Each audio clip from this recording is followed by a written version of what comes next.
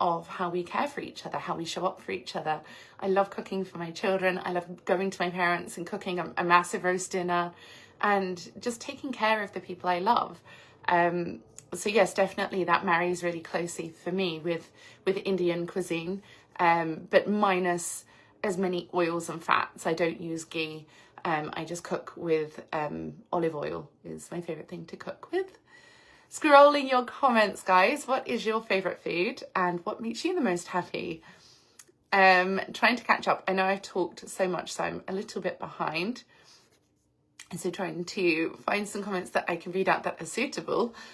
And also, I'm sorry if I've missed something that you've written. It's not my intention to cut anyone out or focus on anyone else. It's just trying to scroll through as many as possible before I have to dash out, as I have to hop on the train to my appointment. Scrolling.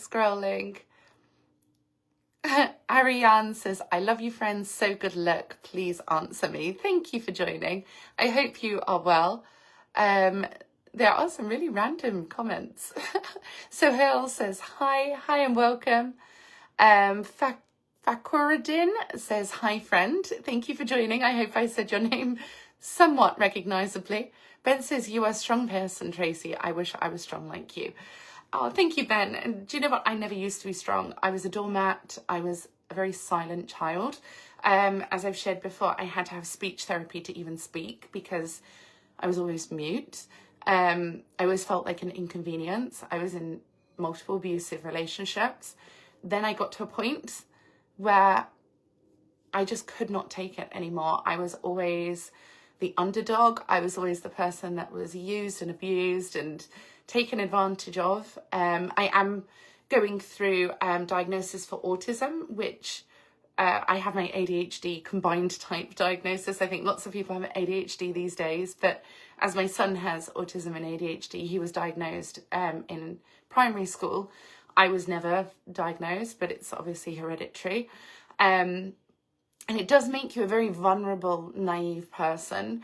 Certainly for my family, you can trace back the bloodline of those who are carriers who have kind of passed that down through the generations. And so I was just the easy target. I was the person who, if you ask them to do something, yes, sir, right away, off I go and do it. No questions asked. I don't expect anything in return. I was a people pleaser. I was just bullied constantly and treated like crap. And, you know, a lot of people are in life when you don't have an ego and you don't have that kind of self-confidence.